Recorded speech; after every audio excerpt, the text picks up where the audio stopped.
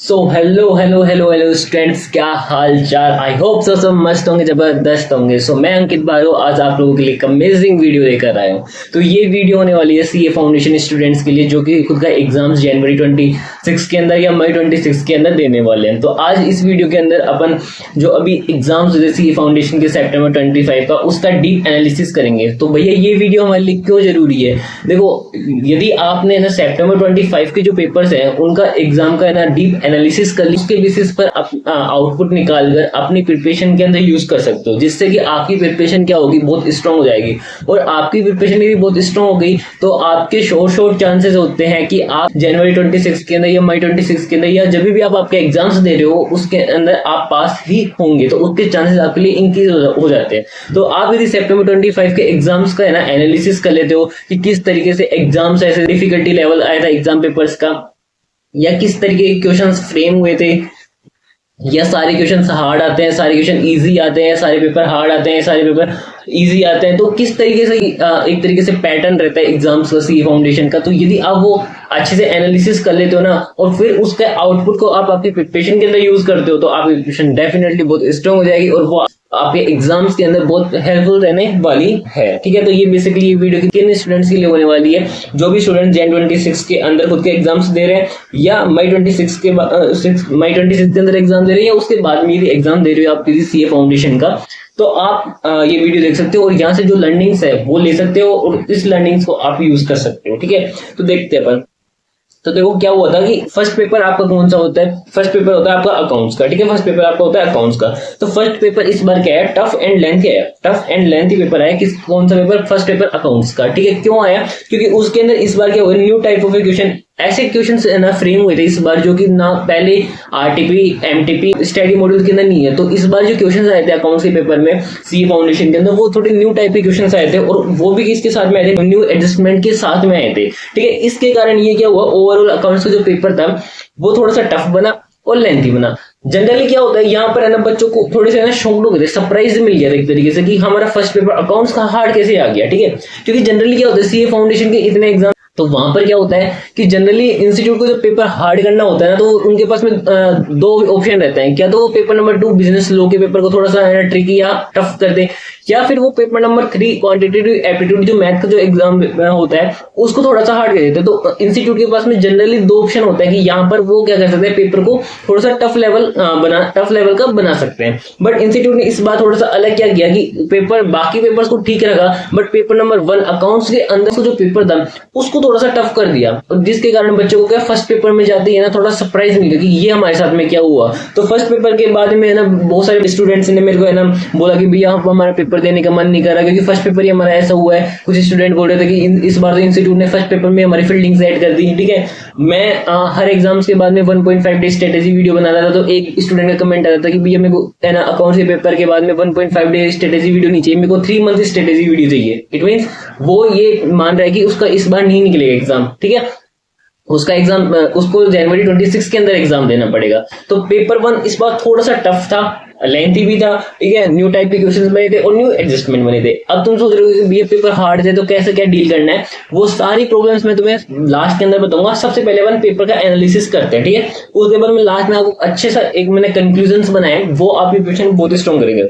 तो फिर paper number 2 आता है। ठीक है, पेपर नंबर 2 आपका था बिजनेस लॉ का। ठीक है, बिजनेस लॉ का इस बार पेपर कैसा आया था? इजी आया था।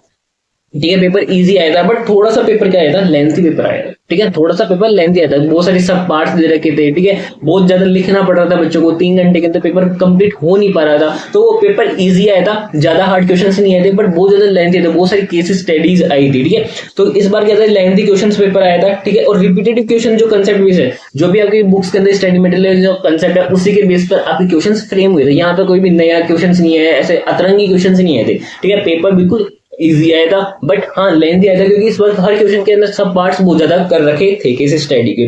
तो पेपर नंबर जो 2 था बिजनेस लॉ का, वो इजी बट लेंथी पेपर आया था, ऐसा मुझे स्टूडेंट्स ने बताया। और बाद में जब मैंने पेपर देखा तो मुझे भी ऐसा ही लगा। ठीक है, और फिर पेपर नंबर आपका आता है 3। पेपर नंबर 3 आपका जो आता है क्वांटिटेटिव एप्टीट्यूड। क्वांटिटेटिव एप्टीट्यूड का पेपर आया था मॉडरेट लेवल का, ठीक है। जैसे LR था लॉजिकल रीजनिंग, उसमें सिटिंग अरेंजमेंट क्वेश्चन थोड़ी सी हार्ड और लेंथी थे, जहां पे बच्चों को बहुत ज्यादा टाइम और है ना थोड़ा सा हेक्टिक हो रहा था उन लोगों के लिए। स्टेट्स थी, स्टेट्स के अंदर कुछ क्वेश्चन है ना थोड़े से हार्ड थे। मैथ का जो पार्ट था उसमें से कुछ क्वेश्चन ईजी थे, कुछ क्वेश्चन हार्ड थे। तो अपन ये बोल सकते हैं कि मैथ का जो पेपर था, जो पेपर नंबर 3 क्वांटिटेटिव एप्टीट्यूड का जो पेपर था वो मॉडरेट लेवल का आया था, ना तो ज्यादा हार्ड आया था ना ज्यादा ईजी आया था, ठीक है। फिर लास्ट पेपर आया था हमारे पास में पेपर नंबर 4, ठीक है। Paper number 4 business economics.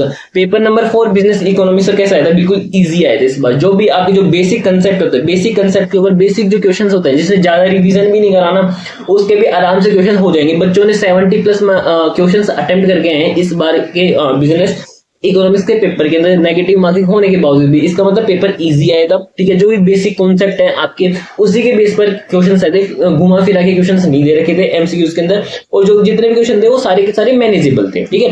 अब अपन देखते हैं कि तो एग्जाम का जो पैटर्न है वो हमें क्या शो करना चाहता है।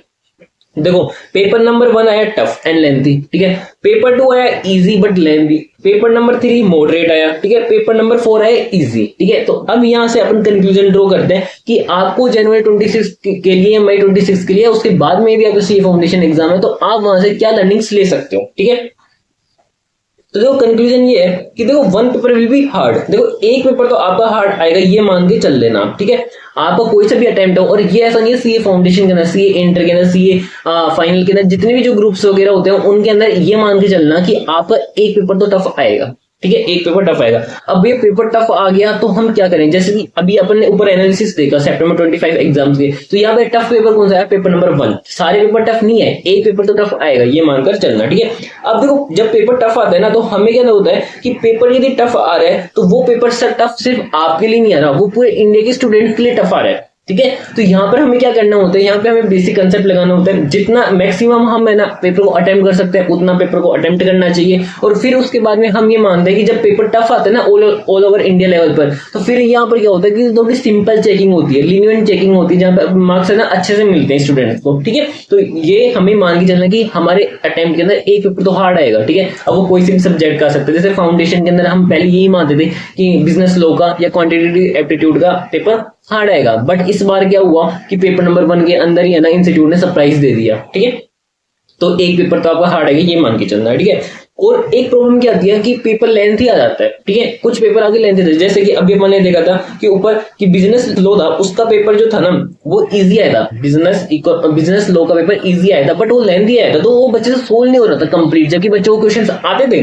तो ऐसे में क्या करना चाहिए, देखो जब पेपर लेंथी आता है ना तो हमें ट्राई करना है कि पूरा पेपर करें। कैसे करें, देखो ये वाली जो सीन है वो मेरे को मेरे भैया ने भी दी थी, ठीक है। He is professional cost management accountant, तो उन्होंने मेरे को ये टिप्स दी थी और ये मेरे को बहुत हेल्पफुल रही थी। कैसे रही थी, तो जब भी पेपर लेंथ आएगा ना, ये आपका पेपर लेंथ आया है तो आप एग्जाम पेपर में कुछ नहीं कर सकते यदि आपने आपकी प्रिपरेशन ड्यूरेशन के अंदर ध्यान नहीं दिया इस प्रॉब्लम पर। तो वो प्रिपरेशन ड्यूरेशन पे अपन क्या ध्यान दे सकते हैं, जब आपने यदि टेस्ट सीरीज ज्वाइन करी है ना, टेस्ट सीरीज ज्वाइन करी है या आपने टेस्ट दिए, मॉक टेस्ट दिए हैं सब्जेक्ट के, तो वो आपको क्या सिखाता है कि आपको 3 आवर के अंदर या 2 आवर के अंदर कैसे पूरा पेपर है ना आपको कंप्लीट करना है, कैसे आपको आपका टाइम मैनेज करना है, कैसे आपको हर क्वेश्चन में पर्टिकुलर टाइम लगाकर आपको क्वेश्चंस कंप्लीट करने हैं। तो उससे क्या होता है कि आपको टाइम मैनेजमेंट में पता लग जाता है कि मेरे को किस पर्टिकुलर क्वेश्चन को कितना टाइम देना है। तो इससे ओवरऑल आपको जो 3 आवर के अंदर कैसे आप पूरा कंप्लीट पेपर 100 मार्क्स का कंप्लीट कर सकते हो, ये आपको पता लग जाता है। साथ में आपकी जो राइटिंग प्रैक्टिस है वो इंप्रूव होती है। बहुत बार ऐसा होता है कि स्टूडेंट्स इनको टेस्ट वगैरह तो देते नहीं है, डायरेक्ट थोड़ी बहुत प्रैक्टिस करते हैं रफ नोटबुक में और डायरेक्ट एग्जाम सेंटर में कूद जाते हैं। फिर वहां पर देखते हैं एग्जाम पेपर क्वेश्चन आ रहा है पर हाथ सपोर्ट ही नहीं कर रहा, माइंड सपोर्ट कर रहा है बट हाथ सपोर्ट ही नहीं कर रहा, लिखने के क्वेश्चन लिखे ही नहीं जा रहे, जबकि क्वेश्चन के आंसर हमें आते हैं, हमने एक दिन पहले सोल्व करे, पूरे प्रिपरेशन ड्यूरेशन के अंदर सोल्व करे। तो टेस्ट सीरीज से क्या होता है, आप टाइम मैनेजमेंट बनता है और साथ में आपकी क्या राइटिंग प्रैक्टिस इंप्रूव होती है, ठीक है, राइटिंग प्रैक्टिस इंप्रूव होती है। तो लेंथी पेपर आए तो उसका सोल्यूशन क्या है कि आप आपकी प्रिपरेशन ड्यूरेशन के अंदर टेस्ट सीरीज अटेम्प्ट करो, ठीक है। टेस्ट सीरीज दो, जितने मॉक टेस्ट हो सकते हैं वो आप लिखो प्रॉपर टाइम ड्यूरेशन लगा के। इससे क्या होगा, आपकी राइटिंग प्रैक्टिस इंप्रूव होगी और टाइम मैनेजमेंट भी आपका इंप्रूव होएगा। किस तरीके से अपने को कंप्लीट पेपर 3 आवर्स के अंदर कंप्लीट करना है, ठीक है। नेक्स्ट पॉइंट आता है हमारे पास में, ये देखो कोई भी पेपर हार्ड आएगा, मैंने बताया आप ये अज्यूम करके चलना कि आपके अटेम्प्ट के अंदर एक पेपर तो हार्ड आएगा ही आएगा, एक पेपर टफ आएगा, ठीक है। तो ऐसा ही यदि पेपर आता है तो ये मानना है कि वो पेपर सिर्फ मेरे लिए हार्ड नहीं है, वो पेपर मेरे लिए टफ नहीं है, वो पेपर पूरे सारे स्टूडेंट्स के लिए टफ है, ठीक है। और सेकंड, लीनियंट चेकिंग होती है, सिंपल चेकिंग होती है जब इस तरीके का पेपर आता है तो, ठीक है। और यहाँ पर जब इस तरीके का पेपर आ जाए तो हमें एग्जाम हॉल में क्या करना है, ठीक है।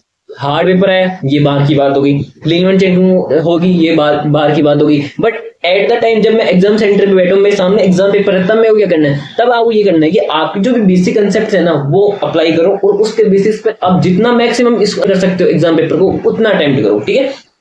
ये 3 पॉइंट आप ध्यान रख सकते हो कब, जब आपका पेपर हार्ड आएगा, ठीक है। नेक्स्ट, आप जब पढ़ाई कर रहे हो ना, आप जब पढ़ाई कर रहे हो, ठीक है, प्रिपरेशन ड्यूरेशन के अंदर जब आपकी जो लेक्चर्स ले रहे हो, क्लासेस ले रहे हो, तब आपको किस तरीके से पढ़ना है कि आपकी जो आपकी जो कंसेप्ट है ना वो बहुत अच्छे से क्लियर हो। यदि आपके बहुत अच्छे से कंसेप्ट क्लियर होंगे तो पेपर इजी आए हार्ड आए, ठीक है, आप आराम से उस क्वेश्चन को अटेम्प्ट कर सकते हो और वो पेपर के अंदर बहुत अच्छा स्कोर कर सकते हो। तो आपको पढ़ाई किस तरीके से करनी है कि बहुत अच्छे से पढ़ाई करनी है जिसमें आपका क्या हो कि आपके जो कंसेप्ट है वो बहुत अच्छे से क्लियर हो, ठीक है। और साथ में आपको क्वेश्चन प्रैक्टिस करनी है। और पर्टिकुलरली यदि मैं सब्जेक्ट वाइज बताऊं या पेपर वाइज बताऊं तो क्वेश्चन प्रैक्टिस में देखो पेपर 1 और पेपर 2 मतलब अकाउंट्स एंड बिजनेस लॉ के अंदर आपको सबसे पहले क्या करना चाहिए, आईसीआई मॉडल के सारे क्वेश्चन सोल्व करने चाहिए। साथ में आपको लास्ट 3 to 4 अटेम्प्ट के जो पीवाईक्यूज हैं वो सोल्व करने चाहिए। यदि ये हो जाते हैं उसके बाद में आपको लास्ट 3-4 अटेम्प्ट के है ना आरटीपी एमटीपी के क्वेश्चन सोल्व करने चाहिए, ठीक है। बट सबसे पहले क्या करना है, आईसीआई मॉडल, साथ में 3 से 4